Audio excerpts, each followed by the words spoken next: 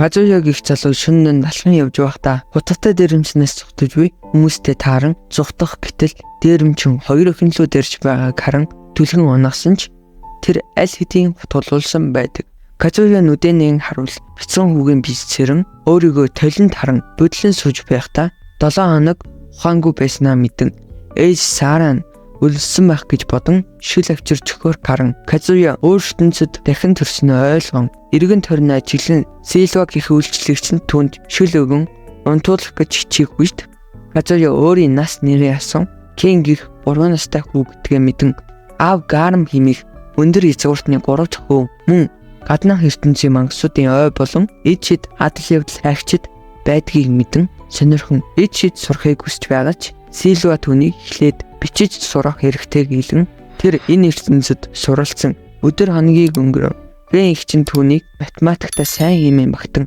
гэр бүл нь түүнийг цууд хаандан гэж бодож эхэлдэгч тэр өөрийгөө энэ жижигхэн биед ахлах сургуулийн сурагчийн оюун ухаан байгаа гэж хэлхийг хүссэн ч хэлж болохгүй тул өөрийгөө байран хэлдэггүй.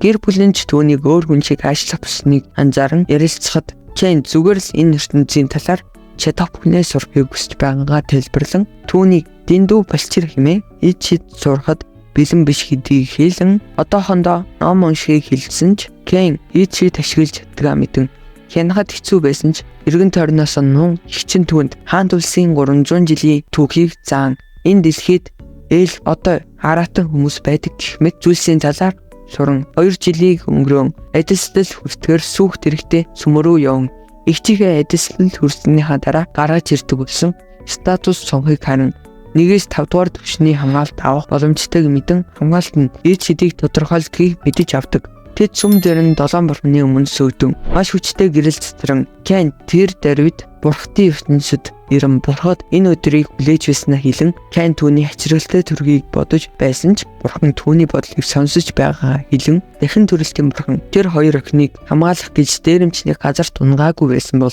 дээрэмчин гүйж байгаад бүдэрч унаад хажуугаар нь зөрж байсан хүмүүс түүнийг зогсоох байсныг хэлэхэд Кен юу ч үгүй өгсөндөө сэтгэл нь гонсож харин цай үйл хийсэн тул түүнийг 3 настай хүүхэд болгон дахин төрүүлсэнийг хэлж Кенч таалархан эд шидийн бурхан түүнд адислал өгөн түүнийг даган дайны бурхан технологийн бурхан гэд бүх бурхан түүнд хамгаалалт болон шин чадваруудыг өгөн буцаадаг. Тэгэхэл Жанхудаа өгшөө ингэж их ялалцж байгааг хэлэн Гарм Кений статусыг арахыг хүссэн ч Кен үүнийг асуудал болж магадгүй хэмээн гэдэс өвдөж байна. Цухтан статус зонхоо шалгалтал түүний бүх эдэслэл 10 дугаар түвшинд хүрсэн байгааг харан хамгийн дээд түвшин 5 дугаар түвшин гэж бодсон тул төр зур бүх статусаа нун гэр бүлээрээ хоол идэн сууж байхдаа Гарм түүний статус сонгыг харан Кен эд шидийн оноогоо нуухан барцсан байдаг. Учир нь орны шидэнгүүч энэ тоонд ойртож чадахгүй тул статус сонхоо нуухыг анхааруулдаг. Кен өрөөндөө эд шидийн номон шин өсгөр амьтанд дуудаж үзхийг хүсэн гадаа гарan дуудах боловч мангас дуудан ирч болон өөр нэг буурхан лүү дайрч би мангас руу алын шидээрээ дайрсан ч Кенийг барьж авна. Тэр буцаах шидээ шилсэн ч газар тунан ухаалтдаг. Эцэст нь ухаан орж их чинь инээж байгааг харан сэтгэл нь амардаг. Хожим түүний эдэслэл хүрснийг тэмдэглэж байхдаа олон түмэнд өөрийн зорилго болгох хүн өөрийг хамгаалах адал явдал төлөвлөгөө хэлэн Гарм түн зорилгодоо хүрэхийн тулд илүү их суралцах хэрэгтэйг хэлж түүнд туслах багш хөрвөлж өрөөндөө ном уншиж байхдаа ямар багш байх бол гэж бодон багш нар нь Ирэн, Мили болон Нина гэх багш өөрсдөө танилцуулан Кен багштай өөртөө албан ёсны харьцах хэрэггүй хэлж түүнд 3 жил заана гэдгийг хэлэн тэр даруй бэлтгэлээ эхлүүлж бэлтгэлийн талбай түүний ур чадварыг харан гайхаж улаан үст багш нь түүнийг уурамч тулаан дуран Кений товтлогоог хааж ятан нөгөө үст багш Кенээс эдэслэл авсан эсхийг асуун чөдөр авсан гэдгийг сонсон гайхаж улаанаа бууж өгөн энэ хурдаараа өөрийгөө ялахгүй гэдгийг хэлэн нөгөөнөө түнд шид заахаар болж анхан шатнаас эхэлж Кен түнд аль хэдийн сурсан гэдгийг харуулan бүх элементийг ийм хүчээр ашиглаж байгаад багш нараа гайхшруулан шидэд тарьцнаас салчуур гаргаж өгөхөд цочирдон ийм их хүчтэй тул харшиг тэр чигтэн устгаж магадгүй гэж Кениг Харшингадаа сургах зөвшөөрлийг Гармаас авах гэж нөхцөл байдлыг тайлбарлан авдаг. Тэд харшаас гарan түүнд дунд төвшний шидийг зааж өгнө. Галын шившлэг ашиглан чулуун дээр шиглээд асар хүчтэй дэлбэрэлт болон маш том тогоо үүсгэдэг. Гэнэт алуурчин туулын гарч ирэн Кен тогтолгооноос нь бултаж салхины шидэрийн нэг зан гэр бүлийнхэндээ харуулгаар эд зүйлсийн харьцагтаа хийдэг. Улаанаа Кеныг харан шидэд зүгтээ болохыг хүсдэгч хэтэрхий өмнөдөө тул авч чадахгүй байгаагаа хэлэн ногооно шидэ ашиглан ойр орчмын мангасуудыг хайн Кен шившлэгийг сургаар тогч тайлбарлуулан ойр орчмын мангасуудыг илрүүлэн устгаж байхад нэг мангас ойроо ухран Кен даган орох гэж байхад Улаана түүнд ойд хэдэн 10 жил тутам руу дэрдэг сөрөг мангасууд дүүрэн байдгийг хэлж түүнийг зогсоо. Тэр орой Кен 8 махчин туулын устгасныхаа төлөө 100 дахин их ур чадвартай болсон байгаадаа гайхан хэтэрхий ур чадвартайдаа бурхтыг буруутгадаг. Тэд маргаашны холбоонд чинь даалгавар хайхаар очсон боловч хэдэн бардам зантай дээрлэхүй залуустай таар дээрлэхүүлж байхад Кен гарыг нь зөхөж залуу хариу дарилт хийх гэж оролцсон ч Кенийг баралгүй сэлмээ аван амархан бэлтэж буй Кен л тасралтгүй дайрч Кен түүний товтлогоо 2 руугаараа зөксөн гадаа гарган шийддэг. Хамтрагчид нь Улаанаа галан гэж сүрдүүлсэн боловч гадагш гарган шидэд тэд ойроо буцаж очоод бэлтгэлээ үргэлжлүүлэн 3 жилийн дараа багш нарын гэрээд сур болж байгаа тул Улаанаа шидэд цүнх авахыг хүсч байсныг санаж цүнхэнд хэрэгтэй материал хайгаар цэргийг мангасуудыг устгасан ч хотын хамгаалагчид нь гал багныг харан мангасууд хот руу дайрахаар бэлтгэж байна гэж бодон аюулын хонх дуугарн цэргүүд ойроо чиглэх боловч асар том тоогоог харан Кены үлдээсэн алчуурыг хардаг. Кен бэлтгэлийнхээ сүүлчийн хэсгийг дуусгаж шидэд цүнхээ өгөн ялсан мангасынхаа тухай ярин ганцаараа ялсан гэдэгт нь гайхан их хөвчлэн Аз зэрэглэлийн бүлэг хүмүүс арай ядан дийлдгийг хэлэн Кен тэдэнд шидэд дууданд бүхэл бүтэн хариш бүтэн хэлэн зугаатай байснаа хэлэн салцгаадаг. Кен цааш мангастай тулалдан явсаар төвшингээ харахад 80 сая гаруй төвшөндөө явснаа хардаг. 2 жил өнгөрчээ. Кен гэр бүлтэйгээ хааны нийслэл хүрэхээр явж байв. Кен хайх чадвараа ашиглан эргэн тойрондоо мангас байгаа эсэх шалгаж байгаад ойр тулалдан болж байгааг харан энэ хурдаараа очиж амжихгүй тул Кен гүүгээр шийдэн салхины хурдаар очин амархан туслан гинзэн цэргүүдийг эдгэн өсөн цэргүүдийг өөрийн хадгалан хайрцагтай хийж хаан тулсын сэлэг Телесия гих 2 гүнжийг хамгаалж байсныг мэдэн аварсанд баярлаа хэмээн танилцсан тайвшруулах шийд ашиглан өвдөлт ядаргааг нь тайлан өгөхөд хоёулаа Кеныг булаацалтан тэр рүү чирээ аваад орчдөг. Аав нь хүртэл гайхан үлдэн яагаад ингэж шахаж суугаад байгааг гайхаж урд суух гэтэл би одоо ч хүртэл айж байна гин удалгүй хотод ирэн өглөө уулзээд буухтэл мангас дайрч магадгүй өнөөрөө цуг хоны гэж байна. Аав гарам нь аргалах гэж үдсэн ч чадаагүй тул Кен өрөөгөө том байгаасаа гэж хүсдэг. Нөгөө хоёр нь ороо ойртуулан унтахгүй. Кен ороо холдуулах гэж үдсэн ч нөгөө хоёр нь мангасаас айгаад байна гэд халахны Кен унтаж чадалгүй хідэн өдөр цовж эцэст нь нийслэл түрэн буухад эд ахлагч хутан авч тулдаж байгаад Усан баатруудыг гаргаж өгөн дэд ахлагч Кенийг хантай уулз хэрэгтэй хэлэн хааны өмнө ирэн ганцаараа орк анимыг ялан цэргүүдэд тусалсны хариуд 10 цагаан алтан зоос өн өөрийн гисэн харш мөн борон гих цол өгнө гэж хэлэхэд Коржина гих залуу гарч ирэн ийм жоохон хүүд яаж өгж болох билээ гэж хэлсэн ч хаан шийдвэрээ буцаахгүй ганцаараа энэ бүхнийг хийж чадахгүйсэн үү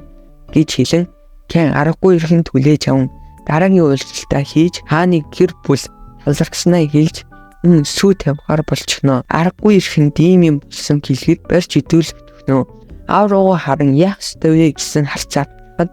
аав нь тоохгүй аргагүй ирэхэд сүү тавьдаг. Кен сүмд мөргөн бүтэн ертөнцөд очив. Өөрийнхөө статусын талаар асууж өөрийн хамгийн хүчрхэг хүн байж магадгүй мэдэн одоогийн ертөнцид тимчих 6 цэнгэл байдгүй хэлэн Кен хууч ертөнцийнхаа мэдлэгийг шилэн энэ ертөнцид байхгүй зүйл хийхэр болдог.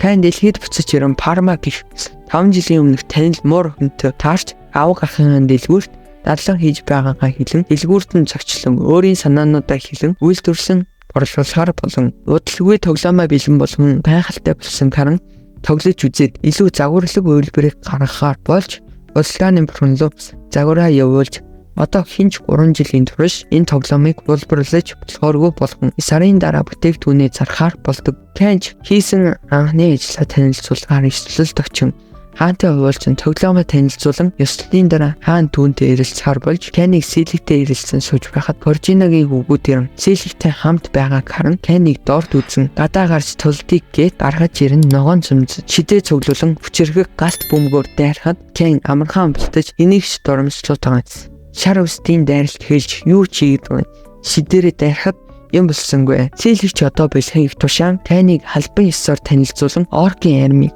устгасан барон гих цолтойг нь хилэн өршөөл гурийн бүхийн зугтдаг.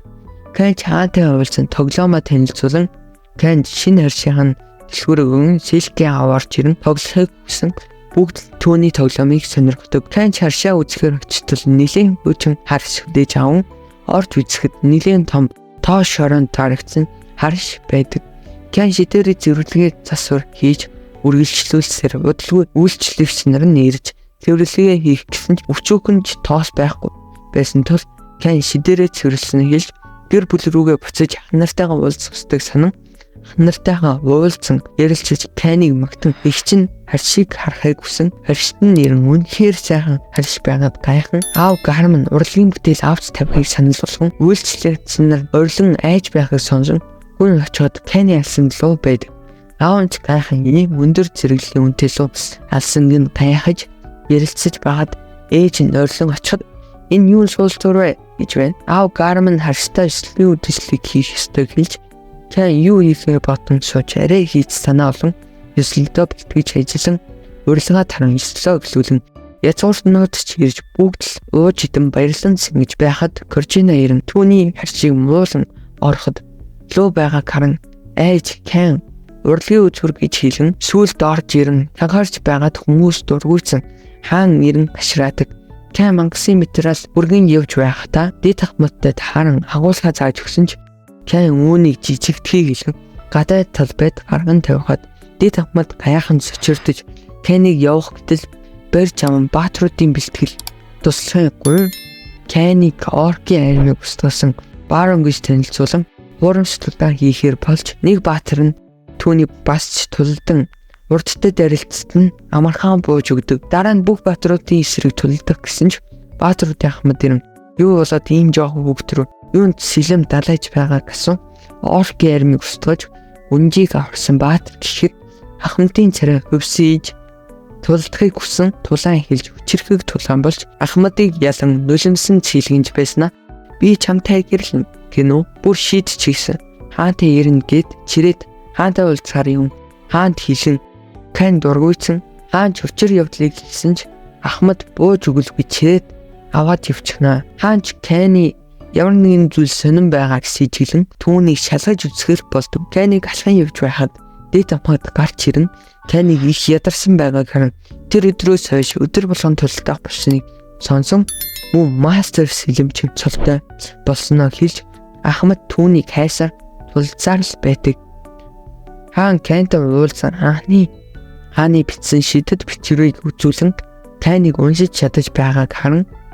Япон хэлээр бичсэн учраас өөрсдөө уншиж чадахгүй байгаагаа хэлв. Бүх үннээ энэ дундаа нууцлан бичгээр болж дахин төрсэн бурхадтай уулзснаа хэлэн статусаа харуулсан бүх үннээ илчилж одоо байгаа ертөнцид илүү аз жаргалтай хөгжилтэй байгаа хэлж өмнөх ертөнцид ганцаараа байсан. Одоо харин олоолаа байгаадаа жаргалтай байгаагаар хэлэн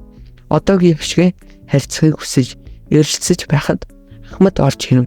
ааваасаа гэрлэг зөвшөөрөл авснаа хэлэн орж ирэн бүснүүлэн манай гэж хинт шилэхгүйг амалдаг. За тэгээ бичлэг таалагдсан бол яд үлээ.